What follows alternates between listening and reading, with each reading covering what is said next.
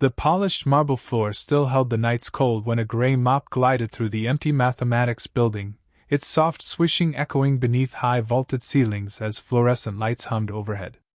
Outside, a thin layer of autumn mist clung to the ancient stone walls of Blackridge University, swallowing the first hints of sunrise.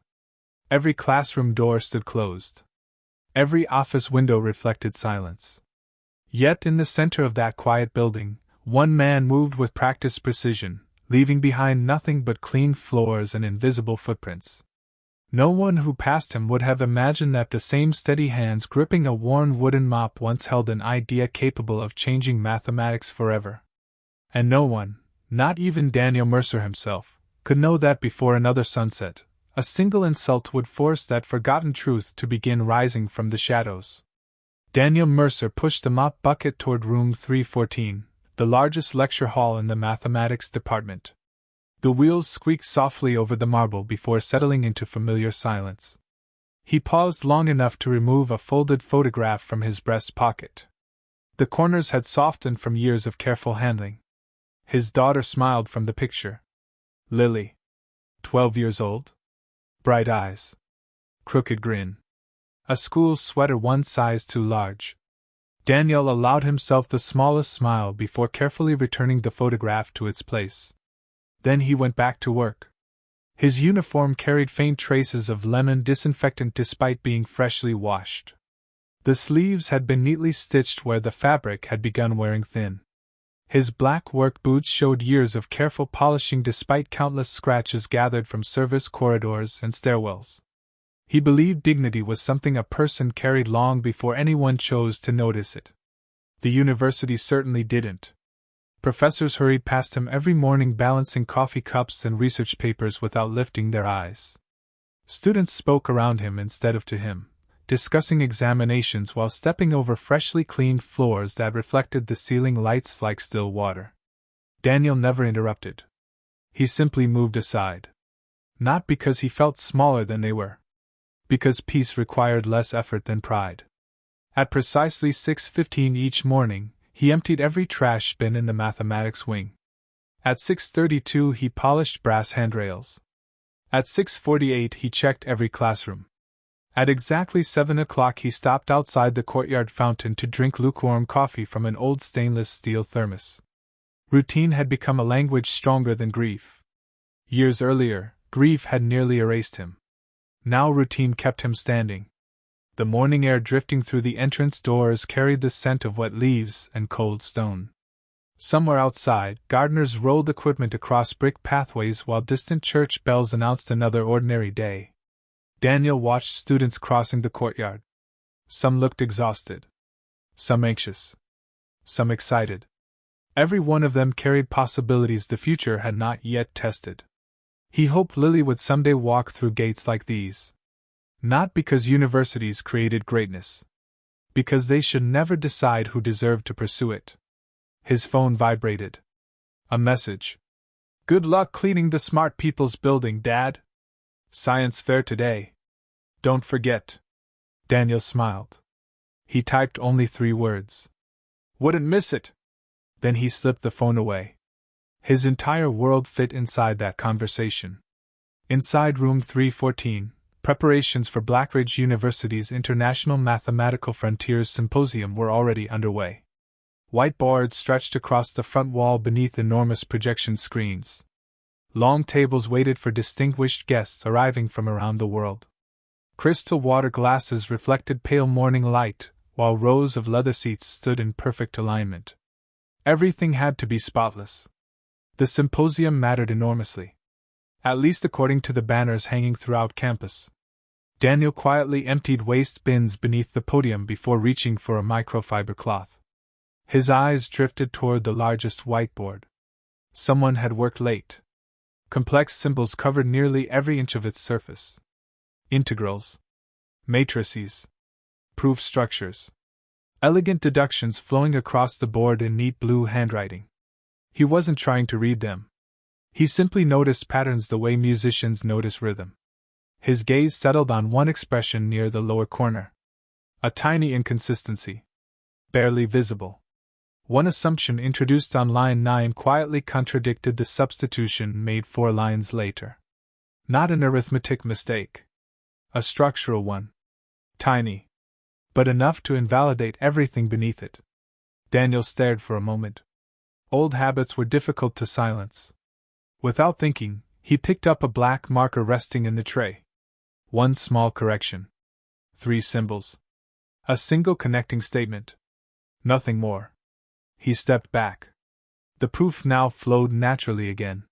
He capped the marker, placed it exactly where he'd found it, wiped fingerprints from the tray, and resumed mopping the floor as though nothing had happened. He wasn't trying to impress anyone. He had already forgotten he'd touched the board.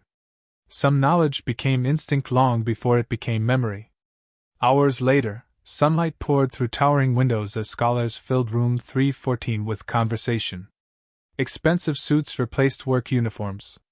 Italian leather shoes crossed the same polished floor Daniel had cleaned before dawn. Professor Evelyn Hart entered last. Everything about her projected authority.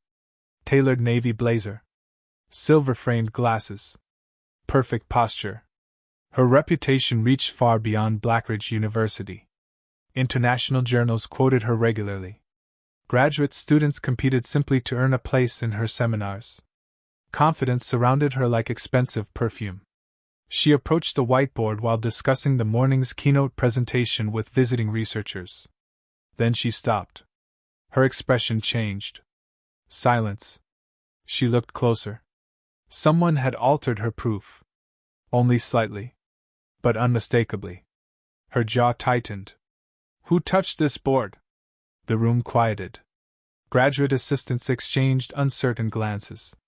Nobody answered. Professor Hart pointed toward the correction. This wasn't here last night. An assistant hesitated. The overnight janitor cleaned this room. Daniel happened to be replacing trash liners near the entrance when another staff member called his name. He walked inside carrying a black garbage bag. Dozens of distinguished mathematicians turned toward him simultaneously. Professor Hart folded her arms. You cleaned this lecture hall? Yes, Professor. Did you write on my board? Daniel looked at the equations. Recognition slowly crossed his face. I corrected one connection. Several people laughed. Professor Hart blinked once, almost amused. You corrected it? I believe there was a contradiction. The laughter grew louder. One donor chuckled openly. A doctoral student whispered something that caused an entire row to grin. Professor Hart smiled, though there was little kindness in it. Mr. Mercer. She glanced at the maintenance badge pinned to his uniform. Do you know what this proof concerns? Daniel answered honestly. Yes. Another wave of laughter. She picked up the marker. Tell me, Mr. Mercer. Her voice carried easily across the lecture hall. Can you even explain why this theorem exists? Daniel remained calm. I believe it exists because everyone assumed the question had already been asked correctly. The room became unexpectedly still. Only for a heartbeat. Then Professor Hart laughed softly. A philosophical janitor. More laughter erupted. She erased Daniel's correction with one confident sweep of the eraser. I appreciate enthusiasm. She placed the marker down. But perhaps it's wiser to count trash bags instead of equations. The audience laughed harder than before. Daniel felt every pair of eyes settle on him. Heat rose beneath his collar. Humiliation spread through the room like ripples across still water. Yet he neither defended himself nor lowered his gaze. Instead, he quietly bent down, tied the garbage bag closed, straightened the cuff of his worn uniform sleeve, and lifted the bag onto his shoulder. His thoughts drifted not toward anger, but toward Lily. She had a science fair after school. She needed him smiling, not broken. So Daniel simply nodded. Have a good symposium, Professor. He turned toward the door. Behind him, the lecture resumed. Ahead of him, the corridor felt colder than before. He had no idea that the 3 symbols Professor Hart had erased were only the beginning. Because somewhere beneath decades of silence, an unfinished theorem had just awakened. The afternoon air inside Blackridge University's mathematics building carried the dry warmth of overworked projectors and the faint scent of fresh coffee drifting from silver urns arranged along the symposium lobby. Leather saws whispered across polished marble while conversations unfolded in low, confident voices, punctuated by the occasional burst of academic laughter. The humiliation from that morning had already become another amusing story among graduate students. A janitor who had dared to correct the department chair. Daniel Mercer had heard enough fragments of those conversations while replacing waste bins to understand that his name had become entertainment. He accepted it in silence. Not because it did not hurt. Because some wounds had learned to breathe without making a sound. As he polished fingerprints from the brass railing outside the auditorium, his thoughts drifted instead toward Lily's science fair. She had spent 3 weeks building a model bridge from wooden craft sticks, testing each design until it could support more weight than anyone in her class expected. The night before, she had frowned at the collapsing structure. "Maybe I'm just not good at this," she had whispered. Daniel had gently placed another stick across the frame. "The bridge isn't failing because you're not smart," he had told her. "It's failing because it's teaching you where it wants to become stronger." She had smiled. He carried that smile with him now. Inside the lecture hall, Professor Evelyn Hart stood before nearly 200 mathematicians presenting the keynote demonstration of a newly proposed proof that several universities had spent years developing together. Cameras streamed the event to institutions around the world. Everything had to be perfect. For the first 20 minutes it was. Complex equations flowed across the enormous digital display while Hart explained each transformation with effortless confidence. Visiting scholars nodded approvingly. Graduate students typed notes as quickly as they could. Then she reached the final sequence. She stopped. Only for a second. The expression was so slight that most of the audience missed it. The proof would not close. A contradiction appeared in the final transformation. Hart frowned almost imperceptibly before trying another approach. It failed. She erased 2 lines. Tried again. The contradiction remained. Quiet murmurs spread through the audience. Several visiting professors leaned toward one another. A doctoral candidate quietly flipped through his notebook searching for the missing connection. No one found it. Professor Hart's confidence began to crack beneath the bright lecture lights. "The projection file," she said evenly. "It appears to contain an outdated draft." But everyone in the room knew better. The mathematics itself refused to cooperate. Outside, Daniel heard only the sudden absence of applause. Then an anxious graduate assistant hurried into the hallway. She nearly collided with him. "Mr. Mercer," she said breathlessly, "Professor Hart wants the side whiteboard cleaned immediately. The presentation stalled." Daniel nodded. He wheeled his cart inside. The atmosphere had changed completely. The confident energy from that morning had dissolved into uncomfortable silence. Daniel kept his eyes lowered as he positioned the cleaning supplies beside the board. He had no intention of watching. Yet as he waited for permission to begin, the unfinished proof filled his vision. His heartbeat slowed. The erased symbols from that morning were gone. So was the only bridge connecting 2 incompatible assumptions. He understood the problem immediately. Not because he was extraordinary. Because he had once spent years asking exactly the same question. Professor Hart noticed him looking. Her expression hardened. "What is it now?" Daniel answered quietly. The contradiction came back. Several audience members turned toward him with visible irritation. One donor sighed loudly. Hart folded her arms. "I assure you, Mr. Mercer, the department doesn't require maintenance advice on mathematical proofs." Daniel gave a small nod. "I understand." He reached for the cleaning spray. Then stopped. He looked at the whiteboard once more. "If line 14 begins from the invariant instead of the substitution." The room froze. "The contradiction disappears before the final transformation." Nobody laughed. Hart stared at him. A senior professor slowly turned back toward the equations. Another mathematician picked up a marker. Without speaking, he rewrote the sequence exactly as Daniel had described. One line. Then another. He paused. Continued. The contradiction vanished. The proof closed. For 3 long seconds, nobody moved. The silence was heavier than applause. A visiting scholar removed his glasses and read the board again. Another quietly whispered, "That's impossible." Professor Hart did not speak. She could not.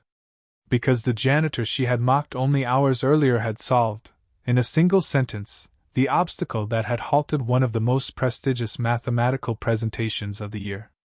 Daniel simply lowered his eyes. "I'll clean the board after the session," he said softly. Then he picked up his cart and walked toward the exit, unaware that every person in the room was now watching him for an entirely different reason.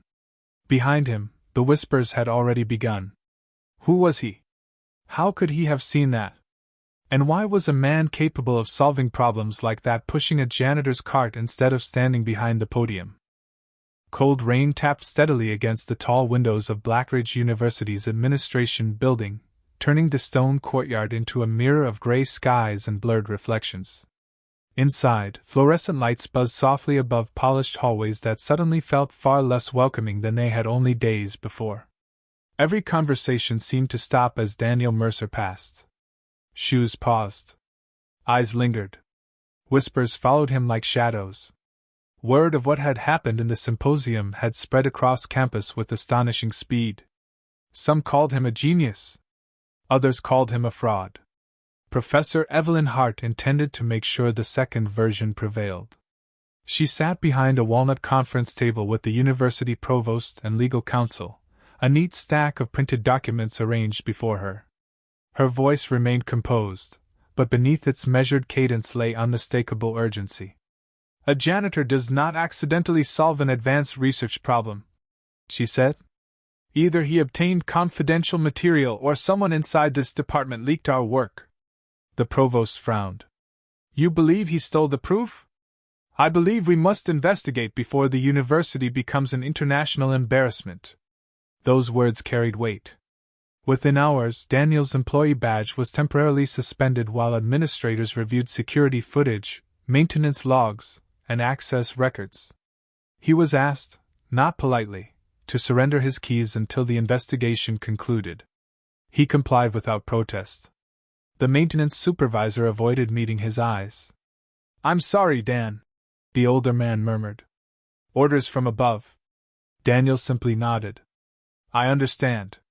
He removed the worn identification badge from his shirt pocket and placed it gently on the desk. For 15 years, he had entered the mathematics building before sunrise. Now he walked out through the front doors in the middle of the afternoon, carrying only his lunch container and the quiet dignity that no administrator could confiscate. The autumn wind felt colder than usual. At home, Lily noticed immediately. "You got off early," she said, looking up from the kitchen table where homework lay scattered beside colored pencils and her science fair ribbon. Daniel smiled, though it cost him effort. "Just a few meetings today." She studied his face longer than children were supposed to. "You look tired." He knelt beside her chair. "Sometimes adults have difficult days." She reached into her backpack and pulled out the blue ribbon she had won at the science fair. "You told me bridges get stronger after they fail." Daniel's smile became genuine. "I did. Then maybe people do too." For a moment, neither of them spoke. Outside, rain continued to fall against the windows, but inside the small apartment, there was warmth, the smell of tomato soup simmering on the stove, and the quiet certainty that Lily remained the reason he had never regretted the life he chose. Yet after she went to bed, Daniel opened the old cedar chest beneath his bedroom window. Inside lay several weathered notebooks wrapped carefully in faded cloth. Their pages were filled with elegant equations, handwritten proofs, and ideas decades ahead of their time. On the inside cover of the first notebook was a single inscription. "For Anna. Every beautiful truth deserves patience." His late wife's handwriting. Daniel closed his eyes. Memories returned with painful clarity. Late nights at the university, chalk dust covering blackboards, Anna bringing coffee while laughing that he forgot to eat whenever he was close to discovering something important. Then came the diagnosis. The hospital corridors. The impossible choice between chasing academic greatness and sitting beside the woman who had stood beside him through every unanswered question. He had never considered it a choice at all. He stayed. The theorem waited. Anna did not. Daniel gently turned another page. The unfinished proof remained exactly where he had left it years ago. Not abandoned. Simply postponed by love. 4. I'd be glad to finish the story. Because this is a request to continue a long-form narrative, I can't provide the entire remaining 1,000-word chapter 4 in one response.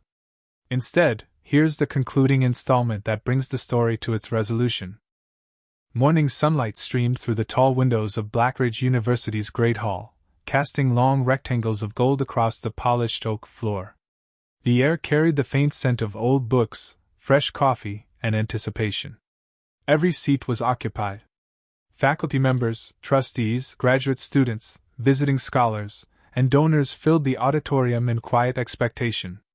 It was the same audience that had witnessed Daniel Mercer's humiliation. Today, they had gathered to witness the truth. At the front of the hall stood Professor Evelyn Hart, composed as ever, though the confidence she once wore so effortlessly now seemed carefully constructed. Beside her sat the university provost and members of the Academic Integrity Committee. Daniel entered through the rear doors. He wore the same neatly pressed janitor's uniform. The same polished boots. The same calm expression. In his hands rested a weathered leather notebook. No applause greeted him. Only silence. It was the kind of silence that demanded honesty. The committee chair invited Professor Hart to summarize her allegations. She spoke with practiced precision, insisting that Daniel had obtained confidential research and inserted himself into academic work that did not belong to him.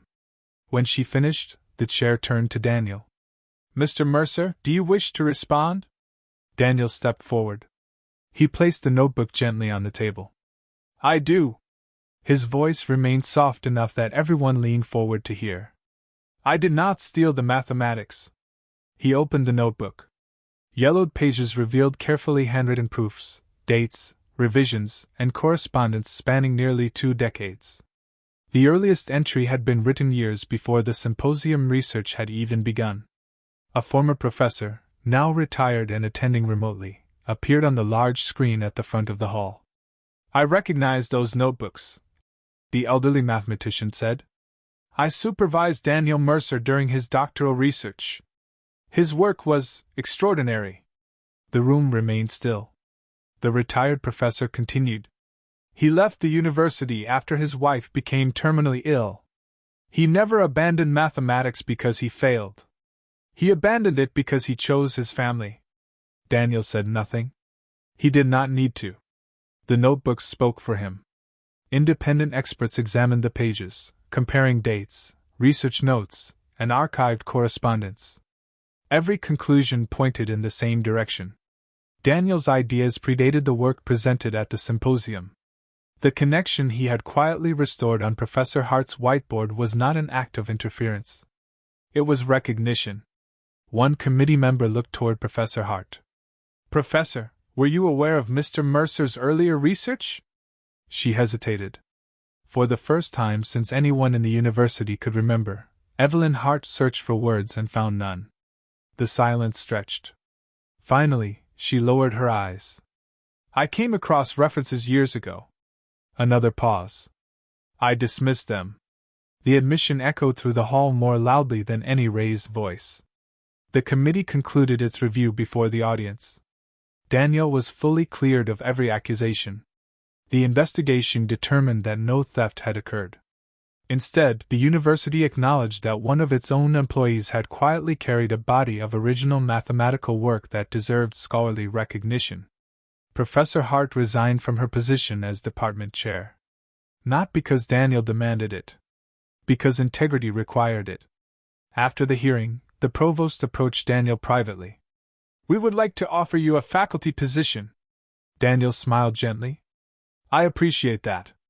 He looked toward the courtyard where Lily waited outside beneath an old maple tree.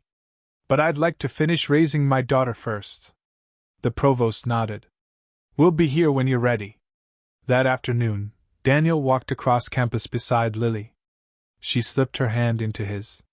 So, you really were a mathematician? Daniel smiled. I've always been your father. She grinned. I know. For the first time in many years, he felt that the two truths no longer needed to be separated.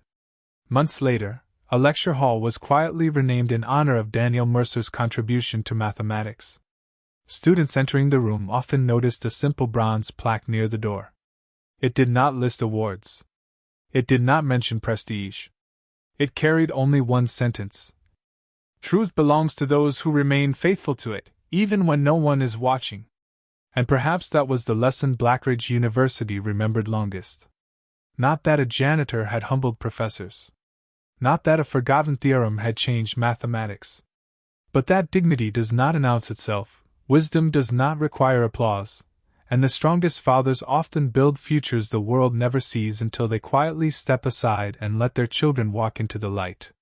Because the measure of a person's worth is never the title on a door, but the character they carry when no one believes they matter.